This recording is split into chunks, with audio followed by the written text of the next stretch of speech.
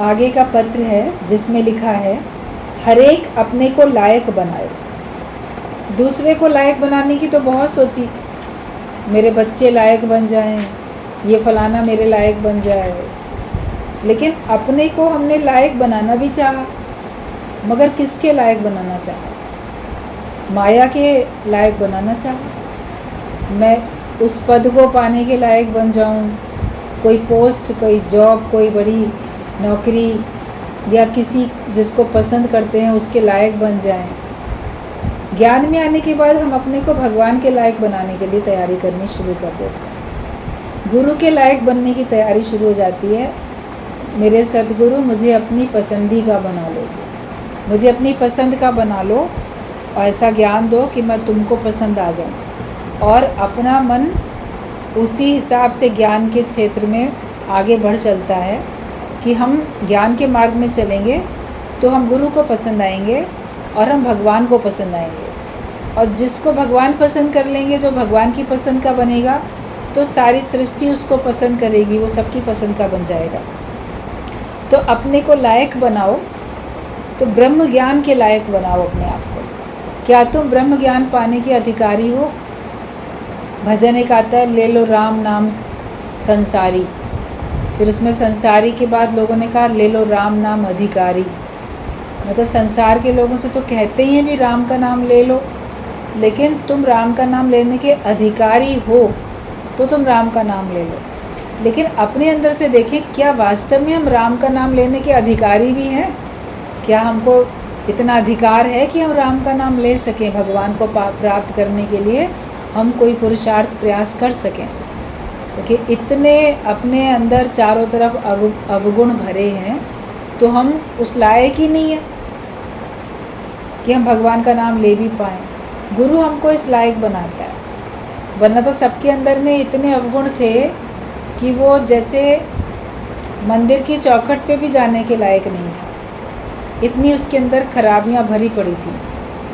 भगवान को अपना मुंह दिखाने के लायक भी नहीं था। मैली चादर ओढ़ के कैसे द्वार तुम्हारे आऊं। शरीर रूपी चादर इतनी मैली सबने कर ली थी, विषयों में, विकारों में, हर प्रकार की खराबियों में, बुराइयों में। तभी बोलते थे कि अपने अंदर ही शर्मिंदगी कि मैली चादर ओढ़ के द्वार तुम्हारे कैसे आऊं। तो गुरु ही हमको इस लायक बनाता है।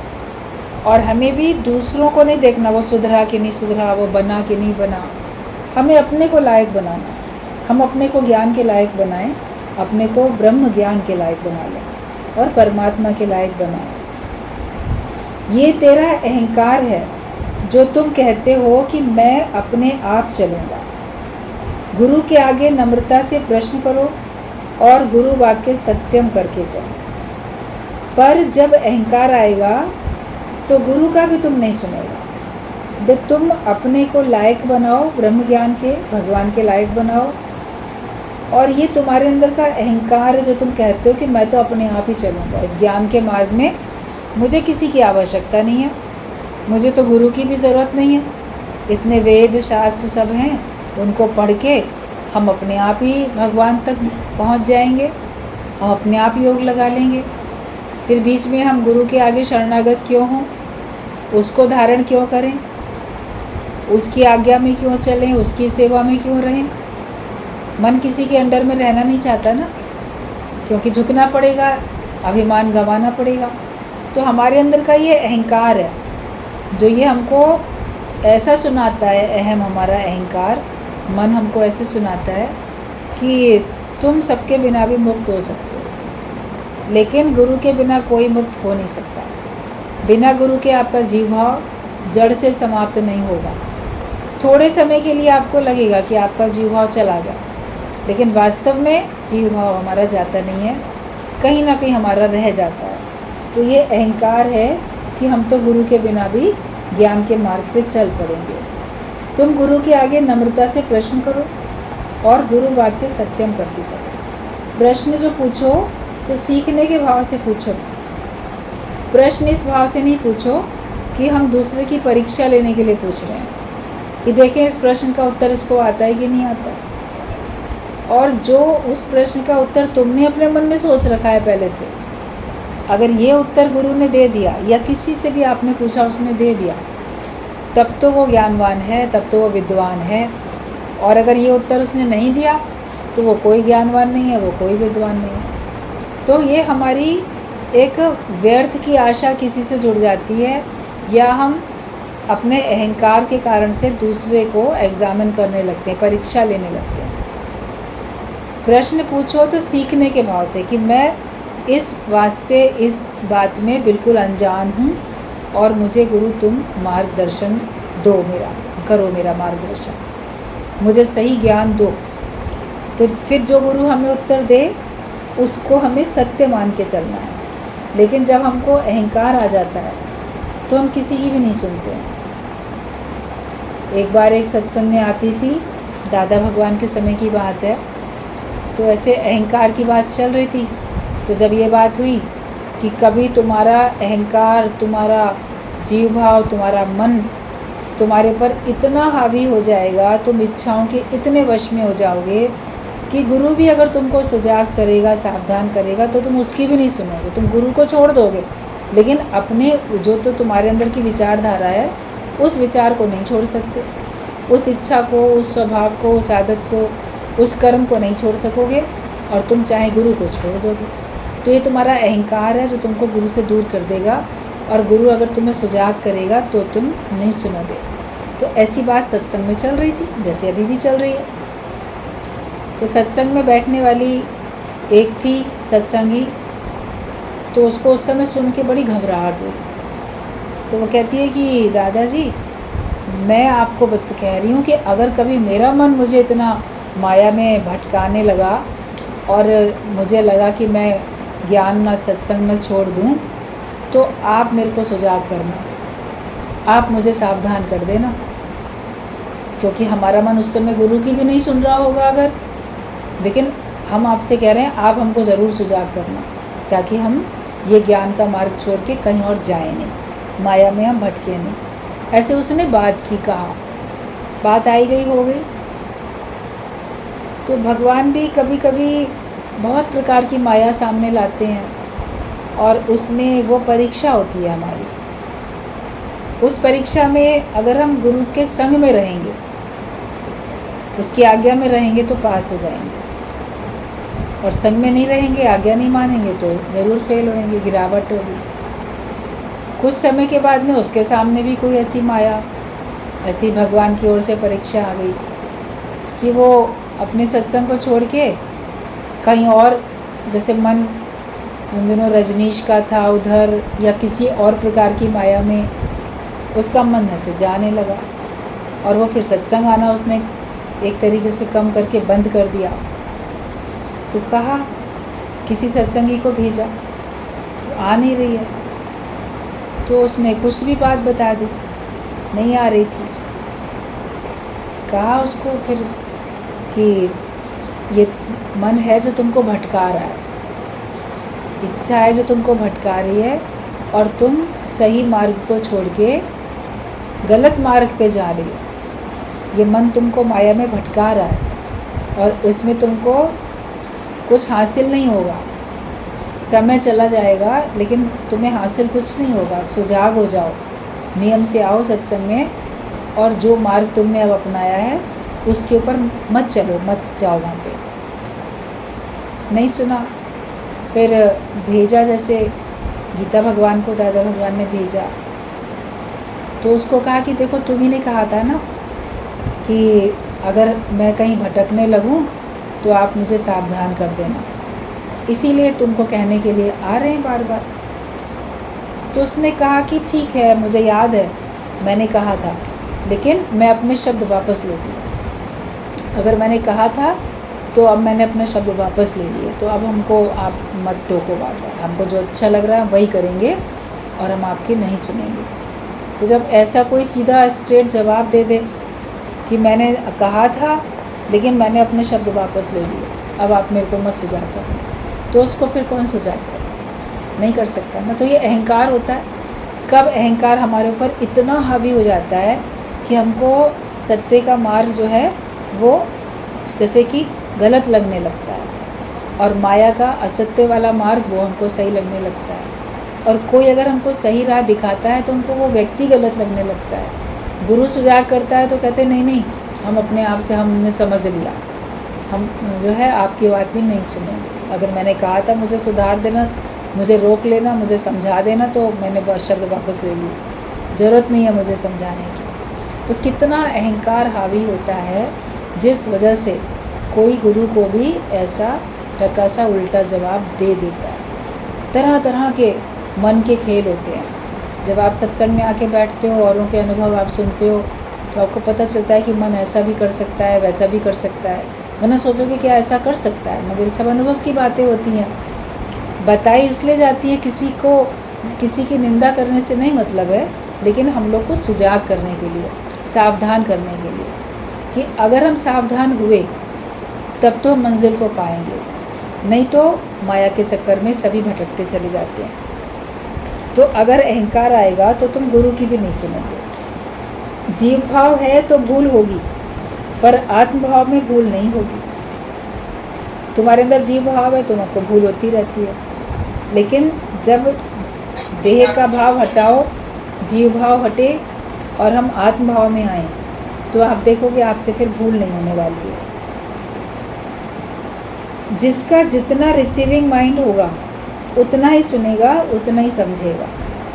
आपने जितना सोच लिया है और जितना आपके अंदर ग्रहण करने की योग्यता, क्षमता, शक्ति होती है, उतना ही आप रिसीव कर पाते हो। उससे अधिक आप नहीं कर पाते हो। जितना आपके अंदर में अभी फ़िलहाल क्षमता है, तो उतना ही आप कर पाओगे।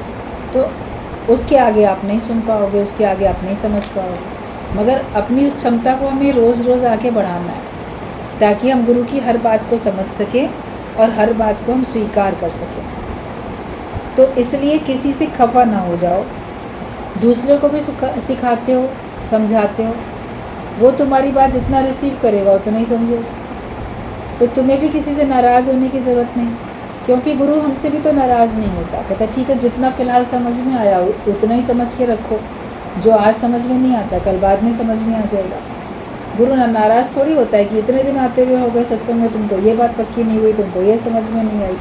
ऐसा थोड़ी बोलता है कि तुमको अभी तक आत्मा नहीं समझ में आती, अभी तक ब्रह्म समझ में नहीं आता। गुरु जानता है कि जो जितना समझ में आ रहा है फ़िलहाल उसी को पक्का करेगा और अपने अंदर योग्यता बढ़ाएगा अपनी, तो उसको ज्ञान समझ में आएगा। तो हमें भी किसी से नाराज़ नहीं होना। अगर कोई तुम्हारी बात नहीं सुनता है या कम सुनता है या तुम्हारी बात को पूरा नहीं समझता है, तो उससे हमें खफा नहीं होना है। किसी की भूल न देखो, पर सबको पहले प्रेम के बंधन में बांधो, तो कोई तेरी बात सुन सकेगा और समझ सकेगा। गलतियाँ तो सब में हैं, तुम उनकी गलती पहले मत देखो, पहले उनसे मित्रता करो, पहले उनसे प्रेम हो जाए, उनके मन में भी तुम्हारे लिए आदर भाव हो, प्रेम का भाव हो, तब कोई तुम्हारी बात सुनेगा और समझेगा, तभी वो अपने को बदल पाएगा। कहते हैं हम तेरे प्रेम में अपने को बदल पाएंगे। जब हमारा प्रेम होता है गुरु से, तब उसकी बात को सुन के हम अपने को चेंज कर पाते हैं। वरना जिनसे हमारा प्यार नहीं है वो हमको अच्छी बात बताते हैं, बोल तुमसे क्या मतलब, हम तो नहीं बदलेंगे।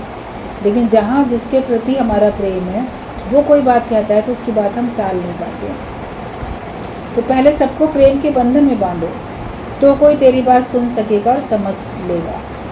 सच्चा ज्ञान कभी ना कभी सभी को फिट हो जाएगा। ये ज्ञान सच्चा ही है तो कभी ना कभी सबको फिट हो ही जाएगा। अभी किसी का मान लो घर में बच्चे होते हैं ना, वो अभी अपने बड़ों के चप्पल जूता पहन के चलने की कोशिश करते हैं, उनको अच्छा लगता है। वो अपने जूते उतार देंगे, अपने चप्पल नहीं पहनेंगे, अपनी माँ का या अपने पिता का चप्पल जूता पहन के घूमेंगे। तो अभी तो उनको फिट नहीं हो रहा, मगर आगे चल के कभी ना कभी तो फिट हो जाएगा ना। तो कहते अभी पहनोगे तो तुम गिर जाओगे, अभी तुम्हारा नहीं है। उनको वो पसंद आता है, वो ज़्यादा अच्छा लगता है, लेकिन आगे चल के जब वो खुद बड़े हो जाते हैं तो उनको वो भी फिट हो जाता है।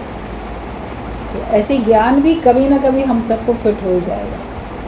जो पॉइंट्स अभी हमको पक्के हो गए हैं, जो नहीं हुए वो भी आगे चल के जितना हम मैच्योर होएंगे, जितना हमारे अंदर परिपक्वता आएगी, तो उतना ज्ञान भी हमको फिट होता चला जाएगा। तो ये ज्ञान सभी को फिट हो जाता है। 12 बजे दोनों सुई इकट्ठी होंगी, इसलिए धीरज चाहिए।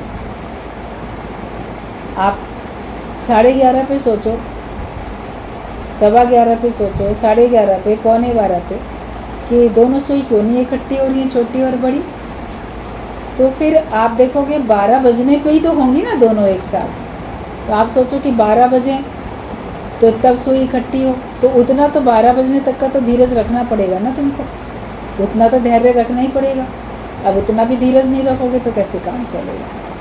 समय आने पे सब होगा। तो माली सींचे 100 घड़ा, ऋतु आए फल हो। माली 100 घड़ा सींचता है, जब समय आता है तब वो पेड़ से फल निकलता है, वरना बहुत पानी तो रोज़ पेड़ों में डाला ही जाता है। तो समय पर ही तो वो फलीभूत होता है।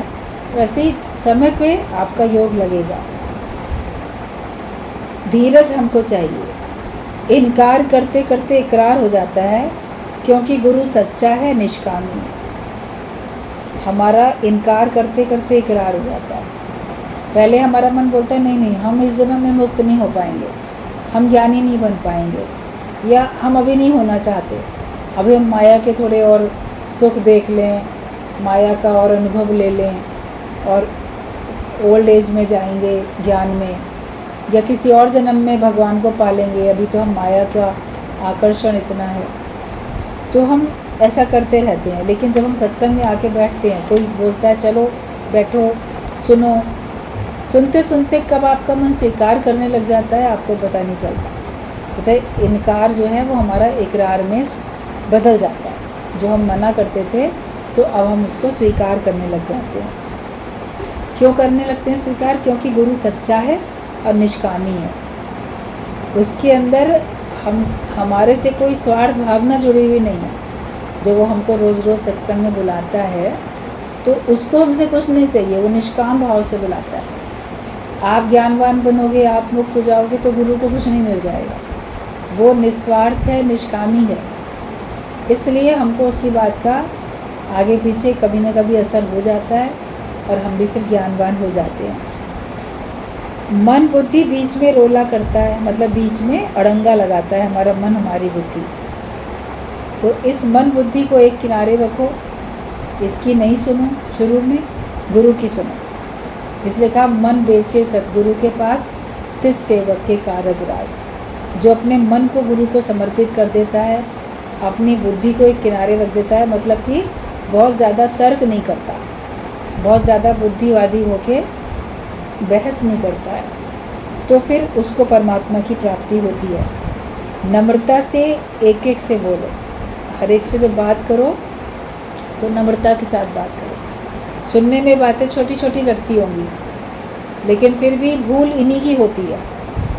आप नम्रता से बात करते करते फिर कभी किसी से कठोरता से बोल लेते हो, प्रेम से बात करते करते फिर क्रोध से बात कर लेते हो, आपको एकदम आवेश जोश आ जाता है, कभी आपका ज्ञान के विपरीत भी व्यवहार किसी के साथ हो जाता है। तो ये सब सुजागी हमको होनी चाहिए, और इसके लिए फिर गुरु रोज़ रोज़ हमको ये बात कहता है, बोलने से पहले तोल के बोलो, मतलब कि समझ के बोलो।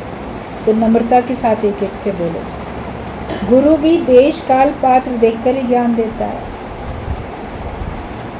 गुरु हमको जो ज्ञान देता है वो देश काल पात्र देखकर ही ज्ञान देता है। मतलब किस समय पे कौन सा पॉइंट तुम्हें बताना है। अभी कोई बहुत पुराना सत्संगी आया बैठा होगा, वो कुछ पूछ रहा है तो उसको किसी और तरह से गुरु बताएगा, और कोई नया आके बैठा होगा, उसने भी वही क्वेश्चन किया, उसको किसी और ढंग से गुरु बताएगा। तो उसने पात्र देखकर बात की ना। जैसे बुखार बच्चे को भी है, बुखार बड़े को भी है। बच्चे को डॉक्टर जो है कोई हल्की डोज देगा, बड़े को थोड़ी और स्ट्रॉन्ग डोज देगा। जब आप किसी डॉक्टर के पास जाते हो, वो पर्चा आपका बनाता है, आपका नाम लिखता है, आपकी उम्र ज़रूर पूछता है। आपकी आयु से डॉक्टर का कुछ लेना देना है तब तो पूछता है ना, वरना आप सोचो एज क्यों पूछता है। आपकी एज पूछता है, एज के अकॉर्डिंग आपकी डोज सेट करने के लिए। अगर आप डॉक्टर को अपनी उम्र सही नहीं बताओगे तो आपका इलाज भी हो सकता है सही ना हो। वो कम डोज वाली आपको हल्के पावर की दवाई दे दे, या जो 3 टाइम आपको खानी चाहिए 2 ही टाइम बोल दे। एज के अकॉर्डिंग भी आपको मेडिसिन दी जाती है, इसलिए डॉक्टर से अपनी उम्र छिपानी नहीं चाहिए। गुरु भी हमारे अकॉर्डिंग हमको ज्ञान की डोज देता है, और हम अगर अपनी बात छिपाएंगे, अपने मन की सच्ची बात नहीं बताएंगे, या अपनी परिस्थितियों को सच्चा तरीके से गुरु के आगे नहीं खोल के बताएंगे, तो हो सकता है कि हमको जो गुरु देता है ज्ञान की युक्तियाँ, ज्ञान के विचार, वो आपको पूरा फ़ायदा ना दे पाए। इसलिए हमको सच्चा बनना पड़ता है। सच्चाई से अपने मन की बात बताओ, मेरा मन ये कहता है, मेरा मन ये चाहता है। या घर में ऐसी ऐसी परिस्थिति है, आपको सारे संसार से छिपा सको लेकिन गुरु से ना छिपा सको। और गुरु भी आपकी बात कहीं उजागर नहीं करते, 10 जगह नहीं गाते फिरते कि इनके घर में ऐसा, या इनके परिवार में ऐसा, या इनके मन में ऐसा। गुरु को जो बात आप बता देते हो वो गुरु तक सीमित रहती है, तो हम खुल के उससे बात अपनी सच्चाई से कर सकते हैं।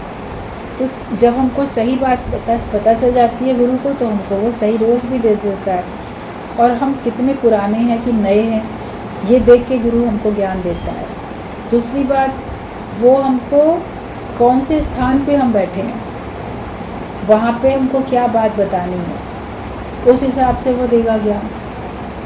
आप शादी के मौके पे हो कि किसी गमी के मौके पे हो, कौन सी पॉइंट, कौन सा भजन, कौन सी बात आपको बतानी है। अब किसी समय पे आपको आत्मा की निष्ठा कराएंगे, किसी समय पे आपको प्रेम की बात बताएंगे, कभी धीरज की बात बताएंगे। अब वहाँ पे थोड़ी ना आत्मा पक्की कोई किसी को ऐसे कराएगा जहाँ पे उसको पहले से ही बड़ा दुख है, तो उसको वहाँ पे वो हमदर्दी प्रेम देगा। तो कौन सा स्थान है, कहाँ बैठे हो, कौन सा समय है, ये सब देख के तब ज्ञान देता है। और दूसरी चीज़ें भी, जो दान दिया जाता है, तो कहा जाता है कि देश काल और पात्र देखकर आप दान दो।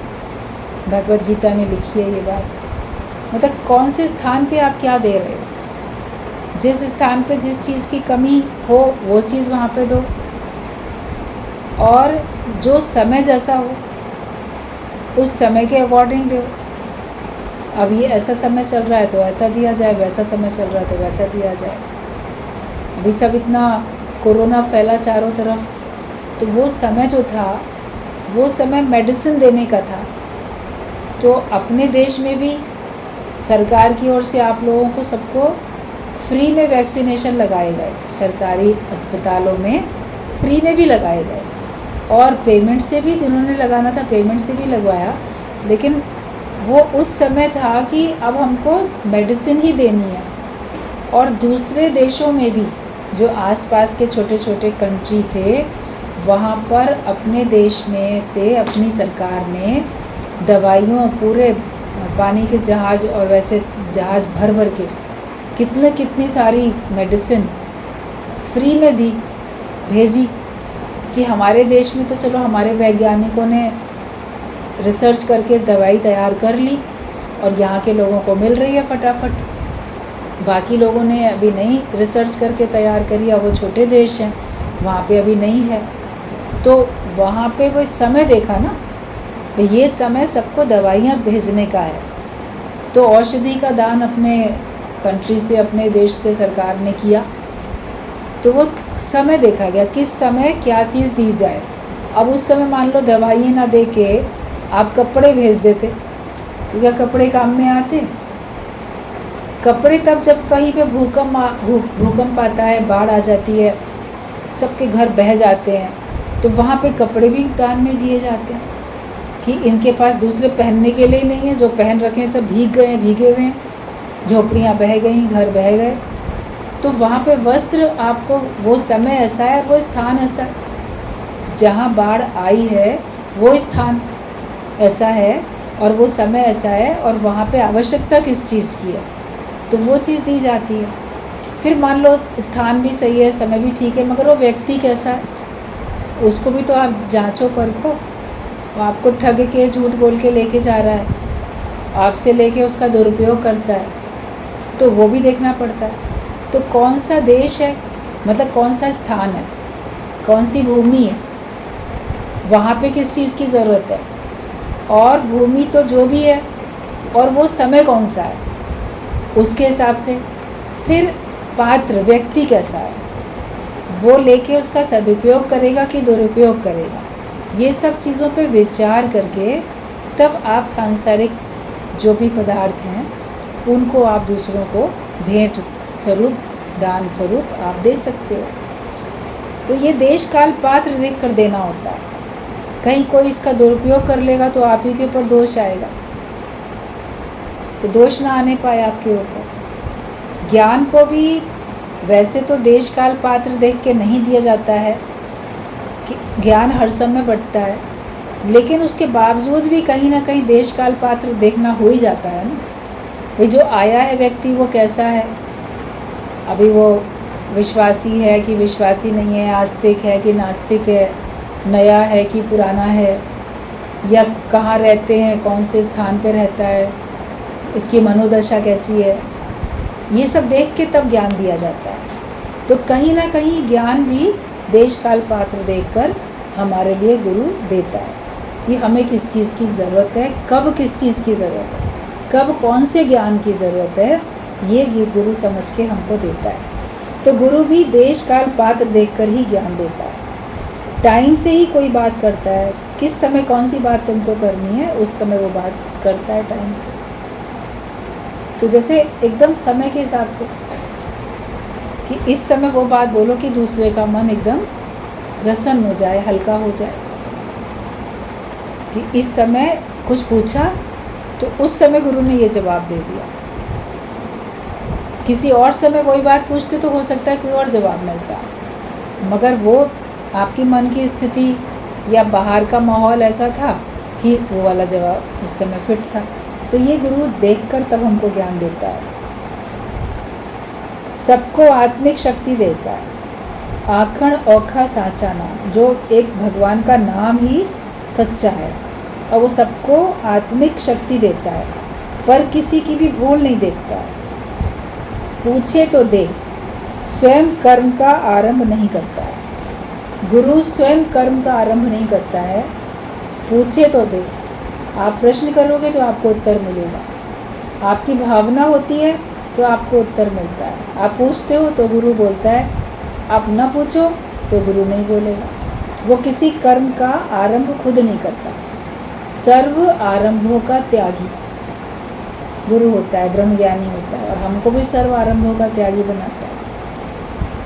जब इस प्रकार की बात वशिष्ठ मुनि बोल रहे थे कि गुरु कुछ नहीं बोलता और तुम पूछते हो तब बताता है, तो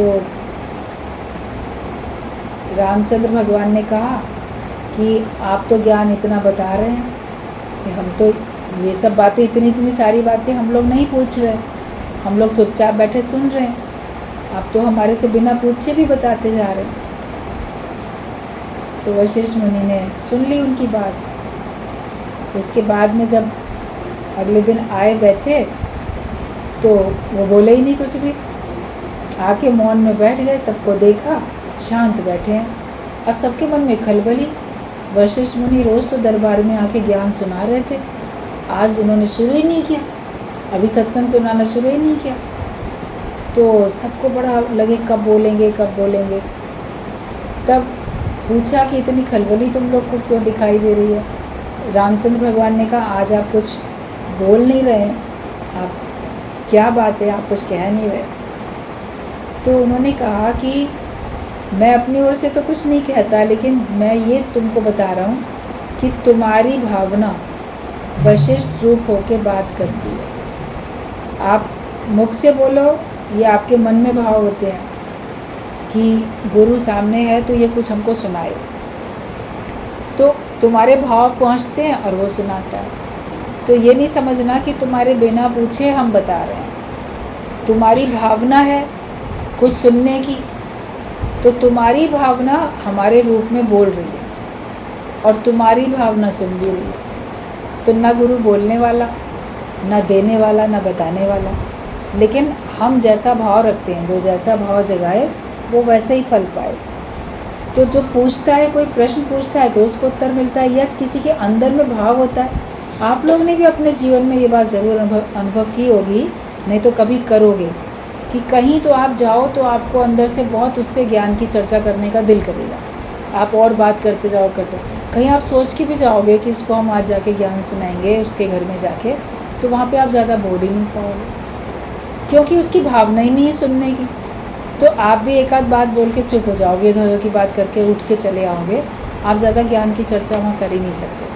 अगले की भावना होती है तब कोई बोल पाता है, भावना नहीं होती है तो कोई नहीं बात कर पाता। तो ज्ञानी जो है वो स्वयं कर्म का आरंभ नहीं करता है। तुम शांत करो और कोई शोर नहीं।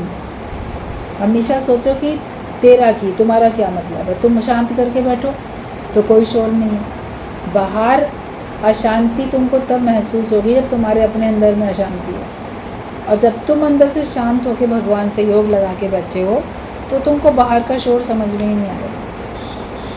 आपको बाहर के शोर से कोई मतलब नहीं है, आप अपने भगवान के ध्यान में हो। रविदास जो थे संत, वो जूता सिलने में इतने मगन थे कि बारात निकल गई, उनको होश ही नहीं। एक बारात निकल जाए, कितना उसमें बैंड बाजे शोर होता है, इतनी लाइटिंग, इतना शोर, लोग भी इतना बोलते, नाचते गाते चलते हैं, इतना शोर भी उनको नहीं समझ में आया। वो अपने एकाग्रता से अपना काम कर रहे थे, जूता अपना बना रहे थे और भगवान के ध्यान में थे, अंदर में मन शांत था, तो बाहर के शोर से कोई मतलब नहीं है। कभी आपका मन अशांत होता है तो आपको बाहर का शोर बहुत ख़राब लगता है। अपने घर में आप चुपचाप अकेले बैठे हो मगर आपका मन बड़ा अशांत है। आपके घर के बाहर सड़क पे, गली में या पार्क है, बच्चे खेल रहे हैं, शोर मचा रहे हैं, आपको उनकी आवाज़ें भी ख़राब लगेंगी। या कोई बेचने वाला आवाज़ लगाता हुआ जा रहा है तो ख़राब लगेगा। कहीं चिड़ियाँ चहचहा रही हैं, कुत्ते भौंक रहे हैं, कहीं कोई बंदर किटकिटा रहे हैं, कोई भी शोर आपको अगर दिखता होगा, सुनाई देगा, तो आपको वो सब बहुत अखरेगा, बहुत ख़राब लगेगा। क्यों? क्योंकि आपके अंदर में अशांति है। और जिस दिन आपके मन में बड़ी शांति होती है, आप मगन होते हो, अपने काम में लगे रहते हो, तो शोर तो बाहर रोज़ ही मच रहा है। गली सड़क पे बेचने वाले रोज़ आवाज़ लगा के जा रहे हैं, बच्चे रोज़ खेल रहे हैं, बच्चे रोज़ शोर मचा रहे हैं, चिड़ियाँ रोज़ चहक रही हैं, कुत्ता रोज़ भौंक रहा है, मगर आपको प्रॉब्लम नहीं होती। जिस दिन आपके मन में अशांति है उसी दिन आपको प्रॉब्लम है। तो क्या तुम शांत करो, तुम अपने मन को शांत रखो, तो बाहर से तुम्हारे लिए कोई शोर नहीं है शोर मच रहा है लेकिन उसका तेरे से कोई मतलब नहीं है ना। पूरा बाहर शोर मचता है तो मचे, उसे मेरा क्या मतलब है, मेरा उससे कोई मतलब ही नहीं है, कुछ भी होता रहे। ज्ञानी तो बोलता है, होवे प्रलय इस विश्व की, मुझको ना कुछ भी त्रास है। इस पूरे विश्व की भी प्रलय हो जाए तो भी मुझे कोई त्रास नहीं, मुझे कोई कष्ट नहीं, मुझे कोई परेशानी नहीं है, क्योंकि मैं अपने आत्मिक स्वरूप में हूँ। ब्रह्मा विष्णु शिव का होता नाश है, पर मेरा ना होता नाश है। भले एक शक्ति है, उस शक्ति के 3 रूप बन गए, ब्रह्मा विष्णु महेश, तीनों को अलग अलग कार्य सौंप दिया गया। सृष्टि को बनाने का काम, सृष्टि का पालन करने का काम, सृष्टि को वापस संहार करने का काम, मिटा के वापस उसका काम। तो उनका भी नाश होगा, लेकिन मैं उससे भी ऊपर हूँ, उस ब्रह्म स्वरूप में हूँ कि उनका भले नाश होगा, मेरा नाश नहीं होगा। तुम ही ने ब्रह्मा होकर सृष्टि बनाई, तुम ही ने विष्णु होकर अपने घर का लालन पालन किया, तुम ही रात को सोते समय शिव होकर सृष्टि की प्रलय करके सो जाते। तो तुम जो जीव हो, तुम्हारे तो तीनों रूप है ना, ब्रह्मा विष्णु शिव के। अब इनका नाश हो जाता है तो उससे तुमको कोई मतलब है क्या? तुम्हारा जीव भाव नष्ट हो गया तो उससे क्या तुम्हें कोई प्रॉब्लम आई, कोई दिक्कत आई? ब्रह्म भाव में आए, जीव भाव समाप्त हो गए, कार्य तो फिर भी चलता है। ब्रह्मा वाला कार्य भी चल रहा है तो विष्णु वाला भी, तो शिव वाला भी, बाहर से सृष्टि में सब चल रहा है। मगर आप देखोगे कि मुझ आत्मा का नाश नहीं होता, मुझ ब्रह्म का कोई नाश नहीं होता, और ये जीव भाव का नाश हो चुका है, उससे फिर मेरा कोई मतलब नहीं है। तो हमेशा अपने को अनकंसर्न करते जाओ। जहाँ तुम्हारा मन परेशान हो तो बोलो मेरा की, मेरा कोई मतलब नहीं है। मन तंग करे तुम्हें, मन तुम्हें कुछ बातें सुनाए तो मन से बोलो मन तेरा की, तेरा क्या मतलब है, तुम दूसरों के पचड़े में क्यों पड़ रहे हो। मन अपनी बातों से कम परेशान होता है, दूसरों की बातों से अधिक परेशान होता है। तुमको तुम्हारी समस्याओं से कम दुखी कराता है, दूसरों की बातों से मन तुमको ज़्यादा दुखी परेशान कराता है। इसलिए मन को भी इनकार करते चले जाओ। मन बुद्धि से कभी तुम भगवान को नहीं जान सकोगे, पर गुरु वाक्य सत्यम करके तुम ज्ञान उठाते चलो तो आपे ही ज्ञान तुम्हें हो जाएगा। अपना मन और बुद्धि से तुम भगवान को नहीं जान सकते, लेकिन मन और बुद्धि केवल ज्ञान में ही लगा। ज्ञान को समझो और गुरु वाक्य सत्यम करते चलो। जो गुरु कहते हैं वो सही है। गुरु अपने मन से कुछ नहीं कहते, वो वेदों शास्त्रों की वाणी बोलते हैं, तो हमें ज्ञान लग जाता है। हर एक अपनी भूल ढूंढे, दूसरे की भूल तो एक बच्चा भी निकाल सकता है। हर एक को अपनी गलती, अपनी कमी ढूंढनी है ना। दूसरे की गलती तो कोई भी निकाल देता है। आप औरों में कमी बड़ी आराम से निकाल सकते हो, मगर अपनी कमी को ढूंढने के लिए आपको बहुत अपनी दृष्टि अंतर्मुखता की ओर लेके जानी पड़ेगी, सूक्ष्म दृष्टि करनी पड़ेगी और अपने से सच्चा बनना पड़ेगा। अपने उद्धार की चिंता करनी पड़ेगी, तब तुम अपनी भूल निकाल सकते हो, अपनी भूल को स्वीकार कर सकते हो और उसको दूर कर सकते हो। वरना हर एक को लगता है आई एम राइट, मैं तो बिल्कुल सही हूँ, दूसरा ही गलत है। तो हमेशा दूसरा गलत नहीं होता, कभी तुम भी गलत होते हो। और दूसरा सही है कि गलत है, उससे मेरा क्या मतलब, मुझे अपने को देखना है। मेरे अंदर एक भी कमी ना रहने पाए। अपनी तुलना भगवान से करते जाओ, जैसा भगवान है वैसा मैं हूँ कि नहीं। अपनी तुलना संतों से, ब्रह्म ज्ञानियों से, गुरु से करते जाओ। आदर्श देखो और अपनी तुलना करते चले जाओ कि मैं बिल्कुल वैसा बना कि नहीं बना, मेरा स्वभाव, मेरा संस्कार, मेरे कर्म अभी कैसे हैं, ज्ञानियों की तरह हैं कि अज्ञानियों की तरह हैं। तो अपनी तुलना आप ज्ञानियों से करते जाओ, ब्रह्म ज्ञानी से, गुरु से, भगवान से करते जाओ, तो आप देखोगे आप अपनी गलतियों को समझ पाओगे और अपनी गलतियों को आप दूर कर पाओगे। और जितना जितना आपने अपने को सुधारना शुरू कर दिया, उतना उतना ही आप सुधरोगे। दूसरा सुधारेगा तो नहीं सुधर सकता कोई भी, जब तक वो स्वयं अपने को सुधारना ना चाहे। तो हर एक अपनी भूल ढूंढे और दूसरे की भूल तो एक बच्चा भी निकाल देता है। दूसरे की गलती अगर आप निकालते जा रहे हो, इसमें कोई बड़ी बात नहीं है। वो तो अज्ञानी व्यक्ति भी निकाल देते हैं, कोई भी निकाल देता है दूसरे की गलती। उसको ये काम तब ऐसे नहीं करना चाहिए, वैसे करना चाहिए। तो हम अपने को देखें, अपने को सुधारें, क्योंकि आए हैं हम अपना उद्धार करने के लिए। अपना उद्धार करो बस।